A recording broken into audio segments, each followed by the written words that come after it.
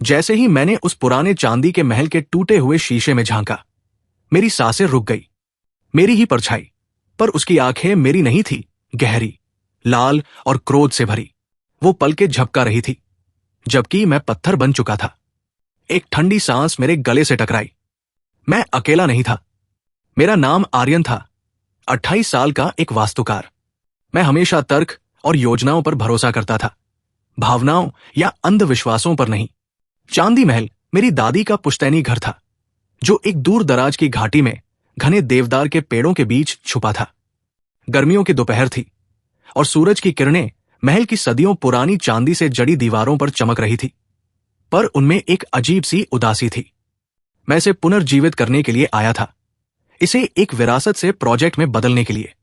स्थानीय लोग फुसफुसाते थे कि महल पर एक काली छाया है, एक डाकिन का श्राप, पर मैंने इन कहानियों को सिर्फ पुराने जमाने के किस्से मानकर नजरअंदाज कर दिया था।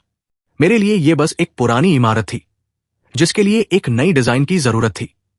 महल के अंदर हवा ठंडी और स्थिर थी, धूल की गंध और इतिहास की भारी खामोशी। मैं एक पुराने पुस्तकालय से गुजर रहा था, जहां फटी हुई किताबें और मकड़ी के जाले फैले थे।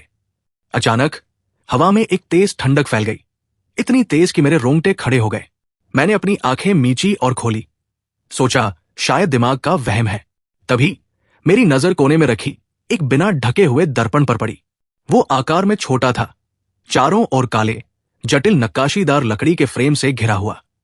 मैंने उत्सुकता से उसकी ओर कदम बढ़ाए। जैसे ही मैं उसके करीब पहुंचा, दर्पण की चिकनी सतह पर एक धुंधली छवि उभरी। मेरी नहीं, वो एक औरत का चेहरा था, जिसने अपने लंबे बिखरे बालों से अपना चेहरा छिपा रखा था। उसकी आंखें, अगर वे आंखें थी, तो सिर्फ 2 जलते हुए अंगारे थी। एक असहनीय ठंडी लहर मेरे शरीर से गुजर गई। मैंने पीछे हटना चाहा, पर मेरे पैर जम गए थे। दर्पण के भीतर से एक दर्दनाक, धीमी चीख निकली, जो मेरी हड्डियों तक को कंपित कर गई। ये कोई वहम नहीं था, ये सच था। महल में कुछ था। उस रात महल की खामोशी एक जीवंत राक्षस में बदल गई। हर चरमराती आवाज, हर धीमी सरसराहट मुझे डरा रही थी। मैं अपनी नोटबुक में महल की बनावट पर कुछ लिखने की कोशिश कर रहा था, पर मेरे हाथ कांप रहे थे।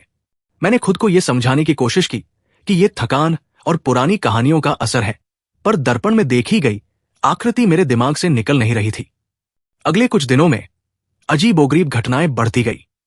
बंद दरवाजे अपने आप खुल जाते, मेरे रखे हुए औजार अपनी जगह से गायब हो जाते, और कभी कभी मुझे सीढ़ियों पर किसी के कदमों की हल्की आवाज सुनाई देती, जबकि मैं अकेला होता।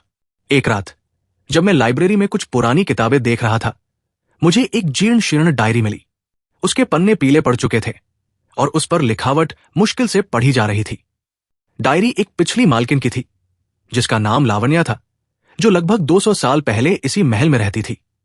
डायरी में लावण्या ने महल की चांदी की आत्मा का जिक्र किया था, एक प्राचीन बुरी शक्ति जो महल की दीवारों में कैद थी और जो हर उस आत्मा को जकड़ लेती थी जो महल को अपना बनाने की कोशिश करती थी। उसने लिखा था कि वो शक्ति महल की चमकती चांदी से जुड़ी हुई थी और वो एक डाकिन की आत्मा थी, जिसे महल के एक तहखाने में दफन कर दिया गया था। हर रात मुझे अजीबोगरीब सपने आने लगे, जहां एक महिला की अस्पष्ट आकृति मुझे अपनी ओर खींचती। उसकी आंखें बिल्कुल वैसी ही थी जैसी मैंने दर्पण में देखी थी। डर की एक सर्द लहर मेरे अंदर समाती जा रही थी। हर पल ये एहसास दिला रही थी कि मैं इस महल में एक मेहमान नहीं, बल्कि एक शिकार था। लगता था वो डाकिन अब सीधी चुनौती दे रही थी। महल की हवा में हमेशा एक सड़ी हुई मीठी गंध फैलने लगी और हर कोने से फुसफुसाहटें आने लगी। दीवारों पर भयानक छायाएं नाचती थी और हर रात मेरे सपनों में उसकी लाल आंखें मेरा पीछा करती थी। मैंने डायरी में पढ़ा था कि डाकिन को केवल उसी प्राचीन चांदी के सिक्के से नियंत्रित किया जा सकता है जो उसके शरीर के साथ दफनाया गया था, और वो सिक्का महल के सबसे गहरे तहखाने में छिपा था, जहां उसकी कब्र थी। ये वही तहखाना था जिसका जिक्र लावण्या ने चांदी की आत्मा के स्रोत के रूप में किया था। अब मुझे पता था कि मेरा बचाव उसी सिक्के में था। एक रात चांदनी जब महल पर पूरी तरह छाई हुई थी, मैंने टॉर्च उठाई। मेरे दिल की धड़कनें किसी नगाड़े की तरह बज रही थी। मैं जानता था कि यह मेरी सबसे बड़ी गलती हो सकती है, या मेरी आखिरी उम्मीद। सीढ़ियां टूट चुकी थी, हर कदम पर खतरा था, और हवा इतनी ठंडी थी कि मेरी सांसें जम रही थी। जैसे ही मैं तहखाने के बिल्कुल नीचे पहुंचा, हवा में एक भयानक दबाव महसूस हुआ, मानो कोई अदृश्य दीवार मुझे आगे बढ़ने से रोक रही हो। नीचे अंधेरे में मैंने एक प्राचीन चांदी का बक्सा देखा जो एक टूटी हुई कब्र के ऊपर रखा था। बक्से पर डरावनी नक्काशी थी, नुकीले दांत और खोखली आंखें। जैसे ही मैंने उसे छुआ, बिजली का एक तेज ठंडी झटका मेरे शरीर से गुजर गया, मेरी हड्डियों तक को हिला गया। बक्सा खुला और उसके अंदर एक चमकता हुआ पुराना चांदी का सिक्का था, जिस पर अजीबोगरीब प्रतीक खुदे हुए थे जो मुझे किसी शाप के लग रहे थे। जैसे ही मैंने सिक्का उठाया, एक भयानक चीरती हुई चीख पूरे महल में गूंज उठी, ऐसी आवाज जिसने कांच भी तोड़ दिए होते। दीवारें कांपने लगी और छत से धूल और मलबा मेरे ऊपर गिरने लगा। मेरे सामने हवा में एक काली धुंधली आकृति उभरने लगी, जो धीरे धीरे एक महिला का रूप ले रही थी। लंबी, पतली, उसके बाल सांप की तरह लहरा रहे थे और उसकी आंखें अब जलते हुए कोयले नहीं, बल्कि अथाह ठंडी खालीपन थी। वो डाकिन थी। उसकी घृणा और शक्ति से पूरा कमरा कंपा रहा था। उसकी आंखें सीधे मुझ पर टिकी थी, मानो वो मेरी आत्मा को खींच लेना चाहती हो। उसने अपने लंबे, कंकालनुमा नाखूनों से भरे हाथों से मेरी ओर झपट्टा मारा। हवा में एक खूनी लोहे जैसी गंध फैल गई। मैं जानता था कि अगर मैं उसके चंगुल में आया तो मेरा अंत निश्चित था।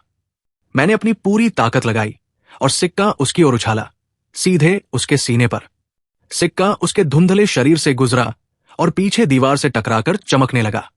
डाकिन के शरीर से एक तेज नीली रोशनी निकली और उसने एक और भयानक, दर्दनाक चीख मारी जो किसी आत्मा को चीरने वाली थी। वो कमजोर पड़ने लगी, उसकी आकृति सिकुड़ने लगी, मानो वो हवा में घुल रही हो। पर जैसे ही वो लगभग गायब हो गई, उसने अपनी आखिरी शक्ति से मेरी ओर देखा। उसकी आंखों में इतनी नफरत थी कि मैं सिहर उठा। तुम मुझे कभी आजाद नहीं कर पाओगे। मैं लौट कर आऊंगी। तुम हमेशा मेरे साथ रहोगे। उसकी आवाज मेरे दिमाग में गूंजी जैसे एक सर्द फुसफुसाहट। महल हिल रहा था, मानो वो खुद अपने अंदर की बुराई से लड़ रहा हो। और मैं जानता था कि ये लड़ाई अभी खत्म नहीं हुई थी। महल की दीवारों से अब भी फुसफुसाहटें आ रही थी, पर अब उनमें वो भयानक शक्ति नहीं थी। केवल एक दूर की प्रतिध्वनि थी, उस चीख की जो मेरी हड्डियों में उतर चुकी थी।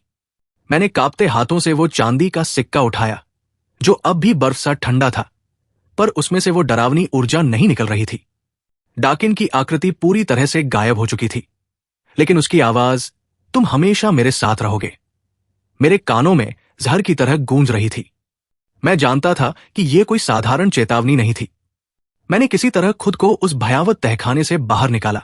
मेरा शरीर पसीने और डर से लथपथ था और दिमाग सुन्न पड़ चुका था। सूरज की पहली किरणें महल की खिड़कियों से अंदर आ रही थी और उनकी रोशनी में भी महल उतना डरावना नहीं लग रहा था, पर उसकी दीवारों से चिपकी हुई भयानक यादें मेरे रूह को कंपा रही थी। मैंने तुरंत निर्णय लिया कि मैं इस महल में एक पल भी नहीं रहूंगा। इसे दोबारा बनाने का मेरा सपना राख में मिल चुका था। उसकी जगह एक भयानक हकीकत ने ले ली थी, एक ऐसी हकीकत जो मेरे साथ हमेशा के लिए चिपक चुकी थी। मैंने महल के भारी प्राचीन दरवाजे बंद किए और बिना एक बार भी पीछे देखे वहां से भाग निकला। हवा में अभी भी उस सड़ी हुई मीठी गंध की हल्की सी महक थी, जो मुझे याद दिला रही थी कि मैं क्या छोड़कर आया था। कई महीने बीत गए। मैं शहर वापस आ गया, अपने पुराने जीवन की लय में लौटने की कोशिश कर रहा था। मैंने अपने वास्तुकार के काम में खुद को डुबो दिया, इमारतों की ठोस रेखाओं और ठोस हकीकतों में सांत्वना खोजने की कोशिश की। पर चांदी महल और उस डाकिन की यादें मेरा पीछा नहीं छोड़ती थी। हर रात मैं उसी भयानक सपने से जागता, जहां वो महिला अपनी खाली आंखों से मुझे देख रही होती और उसकी आवाज मेरे कानों में गूंजती, तुम हमेशा मेरे साथ रहोगे। नींद मुझसे दूर भागने लगी थी और मैं अक्सर अनिद्रा और थकान से घिरा रहता था। कभी कभी मुझे अचानक कहीं भी अजीबोगरीब ठंडी हवा का झोंका महसूस होता, भले ही कमरे में कोई खिड़की खुली न हो। यह ठंडक मेरे शरीर में समा जाती, मुझे रोंगटे खड़े कर देती और मुझे लगता जैसे कोई अदृश्य चीज मुझे छू रही हो, मेरे आसपास मंडरा रही हो। मैंने अपने दोस्तों से मिलना जुलना कम कर दिया था, क्योंकि मुझे लगता था कि वे मेरी बदलती हुई आंखों को देख सकते हैं, उस डर को जो अब मेरी आत्मा का हिस्सा बन चुका था। मुझे अपने आसपास के लोगों पर भी शक होने लगा था। मुझे लगता था कि डाकिन कहीं मेरे जरिए किसी और को नुकसान न पहुंचा दे। एक शाम जब मैं अपने अपार्टमेंट में देर रात तक काम कर रहा था, मेरे हाथ में पेंसिल थी और मेरा दिमाग किसी नए डिजाइन पर केंद्रित था। मैंने अपनी मेज पर रखे एक पुराने फोटो फ्रेम में अपनी परछाई देखी। मेरी परछाई ने पलकें झपकाई और फिर एक पल के लिए मेरी अपनी आंखें बिल्कुल वैसी ही लाल और खाली हो गई जैसी मैंने उस पुराने दर्पण में देखी थी, जैसी उस डाकिन की आंखें थी। मेरे रोंगटे खड़े हो गए, मेरे शरीर में एक भयावह सिहरन दौड़ गई। मैंने तेजी से अपनी आंखें मींची और खोली। मेरा दिल तेजी से धड़क रहा था। अब मेरी परछाई सामान्य दिख रही थी, मेरी आंखें भी सामान्य थी, पर मेरे अंदर का डर जानता था कि यह केवल एक वहम नहीं था। डाकिन ने मुझे आजाद नहीं किया था, वो अब भी मेरे साथ थी।